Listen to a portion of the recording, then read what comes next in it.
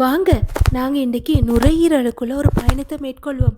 நாம் மூச்சு இழுக்கும்போது காற்று முதல்ல மூக்குக்குள்ளே செல்கிறது. இங்கே உள்ள சிறிய முடிகள் மற்றும் ஈரப்பதன், தூசி மற்றும் கிருமிகளை பிடித்து நமது நுரையீரலை பாதுகாக்குது. அட, இப்போது காற்றுக்குழாய் வழியாக நுரையீரலுக்கு செல்கிறது.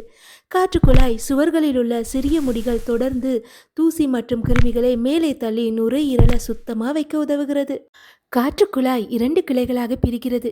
இடது மற்றும் வலது நுரையீரலுக்கு செல்லும் இந்த கிளைகள் பிரான்காய் எனப்படுகிறது.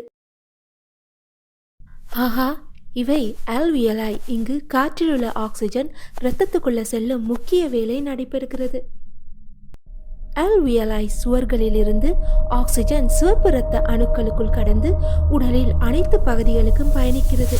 அட, சிவப்பு இரத்த அணுக்கள் ஆக்சிஜனை உடலில் அனைத்து பகுதிகளுக்கும் கொண்டு செல்கிறத பாருங்களேன். நுரையீரல் சுவாச கட்டமைப்பை பாதுகாத்து பரிமாற்றத்தை உறுதி செய்கிறது. உடல்ல உருவான கார்பன் டை ஆக்சைடை மீண்டும் நுரையீரலுக்கு வந்து ஆல்வியலாய் சுவர்களில் வெளியேற்றத்துக்கு தயாராகிறத பாருங்களேன். நாம் மூச்சை வெளியே விடும்போது கார்பன் டை ஆக்சைடு காற்றுக்குழாய் வழியாக மேலே செல்கிறது.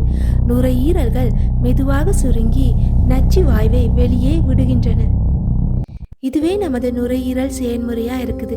தினசரி ஆழமான மூச்சு விடுவது, உடற்பயிற்சி மற்றும் புகையிலை தவிர்ப்பது நுரையீரலுக்கு மிகவும் நன்மை அளிக்கும். இந்த பயணம் உங்களுக்கு ஒரு சூப்பரான பயணமாக இருக்கும் என்று சொல்லி நம்புகிறேன்.